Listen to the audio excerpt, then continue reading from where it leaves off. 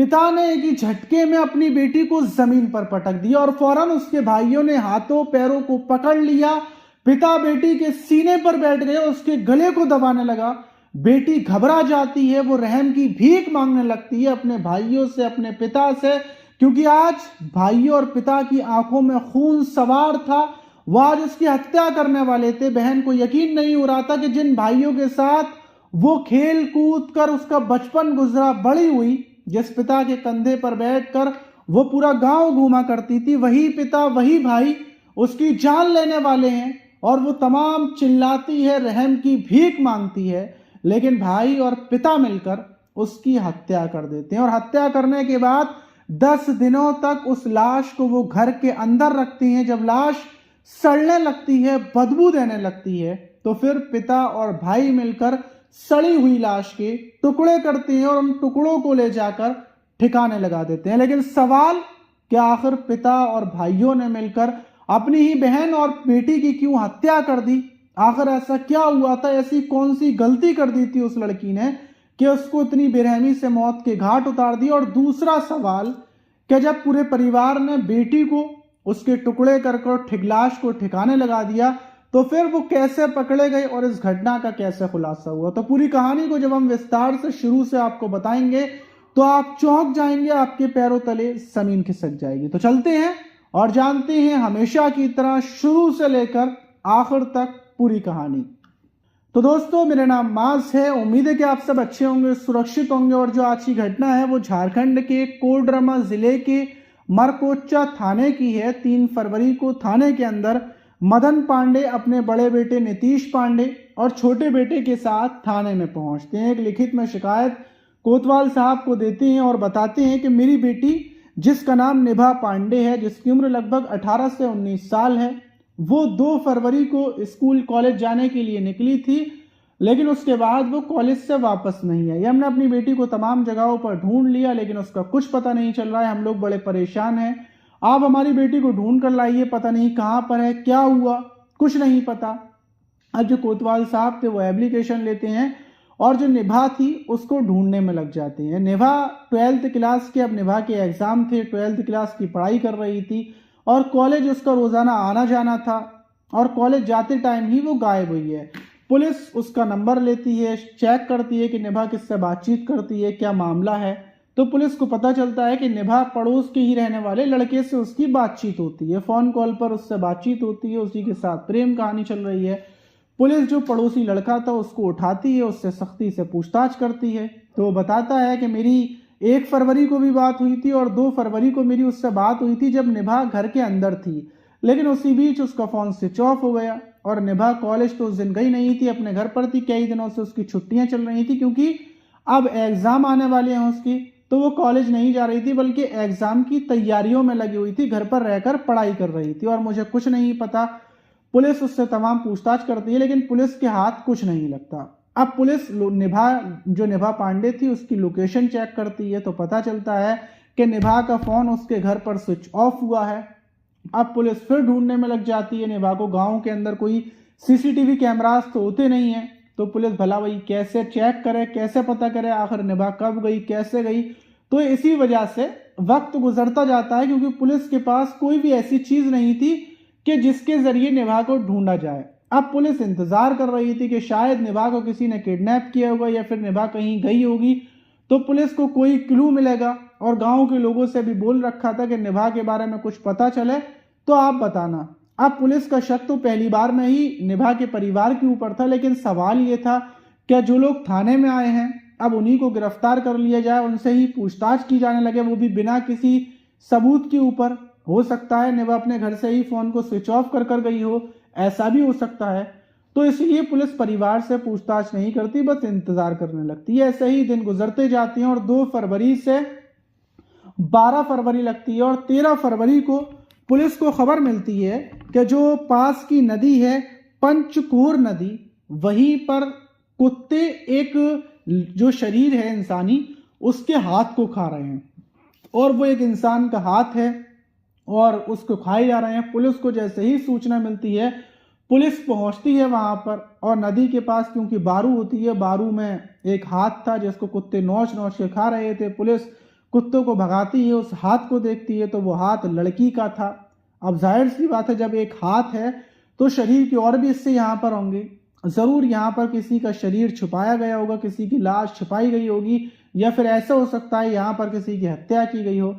Police dog squad बुलाती है और जो लाश के हिस्से थे उनको ढूंढने में लग जाती है। और कुछ ही देर के बाद पुलिस को एक पैर और मिलता है, फिर हाथ मिलता है, शरीर के कुछ और भी हिस्से मिलते हैं। और उन हिस्सों को जब जोड़ा जाता है तो वो एक लड़की का शरीर बन जाता है। शरीर ज्यादा पतला नहीं था, बस सिर्फ सादा था, लेकिन वो फूल चुका था, तो वो मोटा हो चुका था, सड़ रहा था, बदबू सी आ रही थी। देखकर लग रहा था कि आज से 10-15 दिन पहले की ये लाश है और शायद हत्या कर लाश को यहाँ पर ठिकाने लगाया गया है। फौरन पुलिस जांच पड़ताल करती है कि इस इलाके की कोई लड़की गायब हो, कोई महिला गायब हो। तो पता चलता है कि 3 फरवरी को जो मदन पांडे है उनकी बेटी 2 फरवरी से गायब है। उन्होंने गुमशुदगी की रिपोर्ट दर्ज करवाई थी। जब मदन पांडे को बुलाया जाता है, जो कपड़े थे वो दिखाए जाते हैं, शिनाख्त करवाई जाती है, तो मदन पांडे देख कर पहचान कर इनकार कर देते हैं। वहीं फिर मदन पांडे की जो पत्नी थी उनको बुलाया जाता है, उनको दिखाया जाता है और देखते ही जो मदन पांडे की पत्नी थी वो रोने लगती हैं और बोलती हैं कि ये तो मेरी बेटी की लाश है, ये तो मेरी बेटी है। कपड़ों से पहचान हो जाती है और पैर में बेटी के एक डोरा भी बंधा हुआ था, उससे पहचान हो जाती है। अब सवाल ये था कि जब पिता ने बॉडी को देखा तो जाहिर सी बात है कपड़ों से वो पहचान गया होगा, फिर पिता ने इनकार क्यों किया? तो पुलिस का शक परिवार के ऊपर जाता है और पिता ने इनकार किया लेकिन पत्नी ने हाँ बोल दिया, तो ये भी सवाल है। अब पुलिस का शक फिर दोबारा से मदन पांडे के ऊपर जाता है। उनको लगता है कि जरूर परिवार ने ही अपनी बेटी को मारा है और शायद ऐसा हो सकता है कि बेटी प्रेमी से बात करती हो, इस वजह से मार दी हो। लेकिन भला पिता और परिवार के लोग ऐसा कैसे कर सकते हैं कि बेटी के टुकड़े कर दें, और टुकड़े करने के बाद मतलब लाश यहाँ पर फेंकी गई है, टुकड़े कहीं और किए गए हैं और टुकड़े किसी घर में किए गए हैं, हो सकता है घर के अंदर टुकड़े किए गए हों। इसीलिए पुलिस शक की बुनियाद पर पहले तो छानबीन करती है, लेकिन फिर शक की बुनियाद पर जो मदन पांडे का बड़ा बेटा था उसको हिरासत में ले लेती है। उसको हिरासत में लेकर सख्ती से पूछताछ की जाती है, मारा तोड़ा जाता है और बड़े बेटे को दिखाए जाते हैं सबूत के, देखो हमें सबूत मिला है, तुम्हारे घर पर फोन स्विच ऑफ हुआ, प्रेमी से बात करती थी, इस वजह से तुमने परेशान होकर हत्या की है, तुम्हारे पिता ने सब कुछ बता दिया है। जब ये सब बातें की जाती हैं तो बड़ा बेटा टूट जाता है और टूट कर बताता है कि हाँ बिल्कुल हम लोगों ने ही हत्या की है, क्योंकि हम लोग परेशान हो चुके थे और परेशान होने के बाद हत्या की। अब जब पूरी कहानी पुलिस निकालती है, पूरा पता करती है, तो पता चलता है कि जो निभा पांडे थी, इसकी प्रेम कहानी पड़ोसी युवक से चल रही थी। परिवार के लोग इसको समझाते थे, इससे मना करते थे कि देखो तुम इस लड़के से बातचीत मत करो, ये लड़का ठीक ठाक नहीं है और तुम्हारी गांव के अंदर बदनामी हो रही है। जब भी हम निकलते हैं कोई ना कोई लड़का बोलता है कि देखो इनकी बहन की प्रेम कहानी उस लड़के से चल रही है। तो गांव में रहकर, पड़ोस में रहकर ये सब काम अच्छे नहीं है, बदनामी हम लोग की, और हम लोग इसको महीनों से समझाते आ रहे थे। लड़के को भी हमने समझाया था, लड़के के परिवार में हमने शिकायत की थी, लेकिन परिवार वाले लड़के के बोल रहे थे कि हम क्या कर सकते हैं। हम अपनी बहन को समझा रहे थे, वो मानने को तैयार नहीं थी। और 2 फरवरी को मैं, मेरा छोटा भाई और पिताजी थे, माँ एक जगह पर गई हुई थी जहां पर गमी हो चुकी थी रिश्तेदारों में, तो वो तो यहाँ पर थी नहीं, और हम लोग भी थोड़ी थोड़ी देर के बाद अपने कामों से निकल गए। और जब घर पर सिर्फ अकेली निभा थी, तो मैं जब लौट कर आया शाम को, तो मैंने देखा कि घर से जो पड़ोसी युवक है वो निकल कर जा रहा है। और मेरे दिमाग में फौरन आ जाता है कि जब इसने युवक को बुलाया है तो इसने संबंध बनाए होंगे और जरूर अब ये प्रेग्नेंट वगैरह हो जाएगी, तमाम बदनामियां होंगी। मैं घर पर आता हूँ और अपनी बहन को मारता हूँ, पीटता हूँ। कुछ देर के बाद मेरे पिता आते हैं, छोटा भाई आता है, मैं बताता हूँ कि बहन ऐसे ऐसे कर रही थी, प्रेमी घर से निकल के गया है। अब जितने भी लोगों ने देखा होगा तमाम हमारी बदनामी हुई होगी। अब ये बात सुनकर हम लोगों का खून और ज्यादा खोल जाता है और पिता जब उसको मारते हैं तो वो मुंह चलाने लगती है और उसी बीच हम लोग उसको जमीन पर पटक देते हैं और मैं उसके गले को कस कर दबाता हूँ। क्या गले को दबाए दबाए वो मर जाती है। उसके मरने के बाद हम सोचते हैं कि आखिर क्या किया जाए।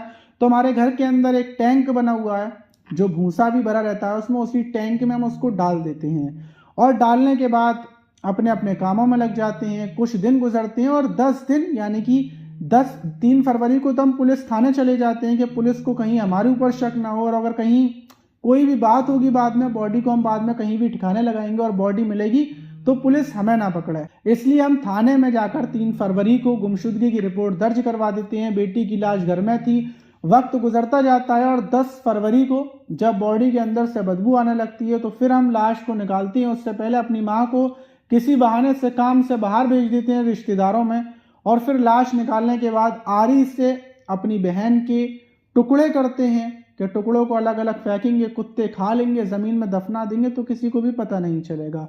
और उन टुकड़ों को 13 फरवरी की रात के टाइम ही वहाँ जो नदी है उसके बराबर में दफन कराते हैं। लेकिन सुबह जानवर, कुत्ते उनको निकाल लेते हैं। कुत्तों के बारे में हमने नहीं सोचा था कि कुत्ते उन लाश के टुकड़ों को निकाल लेंगे और इस तरीके से इस घटना का खुलासा हो जाएगा। वहीं पुलिस ने तीनों को उठाकर जेल भेज दिया और जब माँ को पता चली तो माँ का रोते रोते बुरा हाल है। गांव में लोगों को यकीन नहीं हो रहा है कि पिता और भाई ने सिर्फ अपनी इज्जत की वजह से अपनी बेटी को उसकी हत्या कर दिया। अगर वो लोग चाहते तो किसी रिश्तेदार में बेटी को भेज सकते थे, उससे फोन छीन लेते, उसको घर में रखते, थोड़ा बहुत मार लेते, हाथ पैर तोड़ देते, लेकिन हत्या करना इसका कोई हल नहीं है। आप इस घटना पर क्या बोलेंगे कि पिता और भाइयों ने सही किया या गलत किया?